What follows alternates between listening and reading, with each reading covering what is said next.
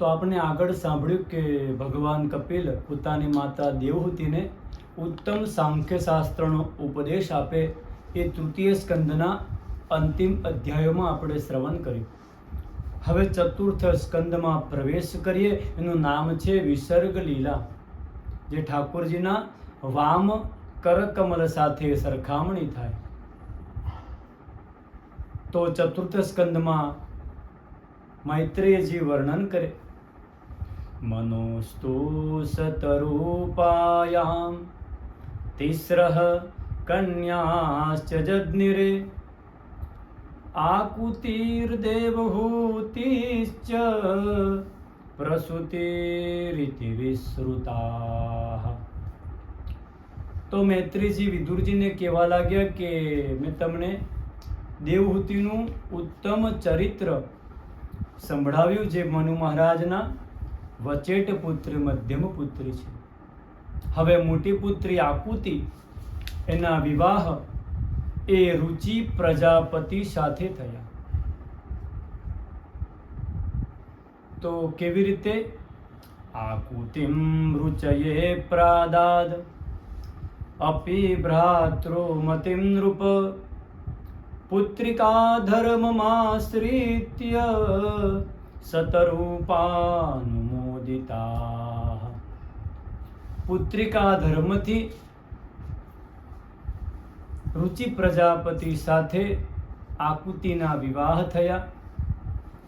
તો પુત્રિકા ધર્મ એટલે શું? તો મારી દીકરીના વિવાહ તમારી સાથે કરું, પરંતુ એક શરત છે કે જે પહેલું સંતાન થાય એની પર અમારો અધિકાર રહેશે, એટલે કે મોસાળ પક્ષનો અધિકાર રહેશે. આવી શરત મૂકીને જે વિવાહ કરવામાં આવે એને પુત્રિકા ધર્મ કહેવાય. હવે યથા સમયે દેવી આકુતિને ત્યાં ભગવાન લક્ષ્મી નારાયણ જ યજ્ઞ નારાયણ અને દક્ષિણાના રૂપમાં પ્રગટ થયા. બોલો યજ્ઞ નારાયણ ભગવાન કી જય, દક્ષિણા મૈયા કી જય. આ યજ્ઞ નારાયણ અને દક્ષિણા, પુત્રિકા ધર્મથી યજ્ઞ નારાયણ તો પાછા મનુ મહારાજની પાસે ગયા અને આ જ દક્ષિણા સાથે એમના વિવાહ થયા.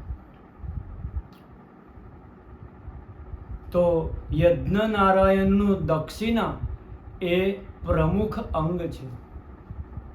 કોઈ પણ યજ્ઞ અનુષ્ઠાન એ દક્ષિણા વગર અધૂરું રહે છે. યથાયોગ્ય યથા સમય ધર્મ અનુષ્ઠાનમાં દક્ષિણા એ પ્રદાન કરવી જ પડે. હવે યજ્ઞ નારાયણના વંશનું વર્ણન આવે તો એમના 12 સંતાનો બતાવે.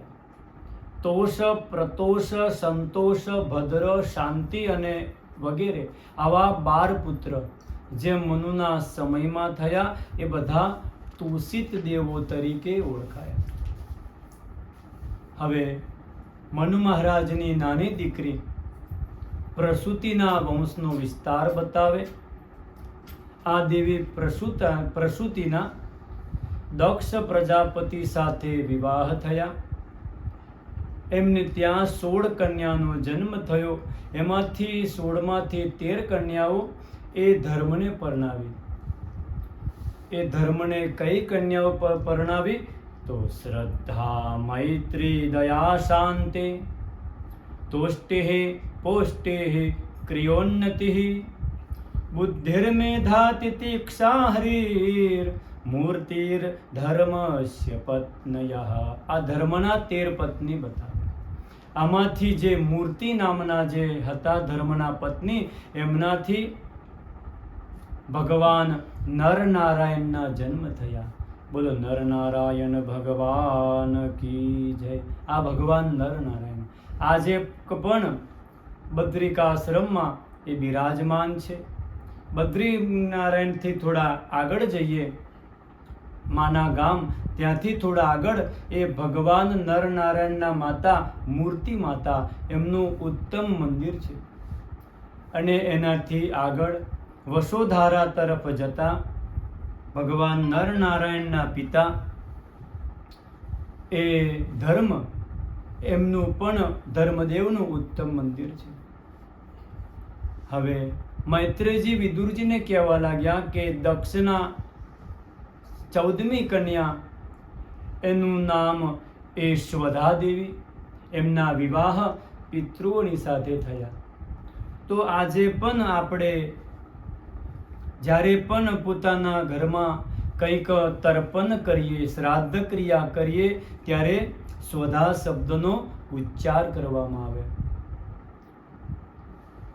15મા દીકરી સ્વાહા, એમના વિવાહ એ અગ્નિ સાથે થયા. તો અગ્નિમાં પણ જ્યારે હવનકુંડમાં આપણે આહુતિ આપીએ ત્યારે એ આહુતિની સાથે સ્વાહા શબ્દ ઉચ્ચારવામાં આવે. ઓમ અગ્નયે સ્વાહા, ઓમ સોમાય સ્વાહા, આ સ્વાહા શબ્દ. તો અગ્નિનારાયણ ભગવાન પણ પોતાની પત્ની એના નામનું શ્રવણ કરે છે ને ત્યારે ભોજન આરોગે છે. ત્યારબાદ 16મા દીકરી એ સતીદેવી, એમના વિવાહ એ ભોલે બાબા સાથે થયા. વિવાહ થયા છે પણ સતીને કોઈ સંતાન ન થયું. વિદુરજી કહેવા લાગ્યા સંતાન કેમ ન થયું? તો કહેવા લાગ્યા કે સસરા અને જમાઈમાં થોડો ઝઘડો થયો અને ઝઘડામાં માતા સતીએ પોતાના પિતાના ઘરમાં દેહનો ત્યાગ કરવો પડ્યો, માટે સંતાન ન થયું.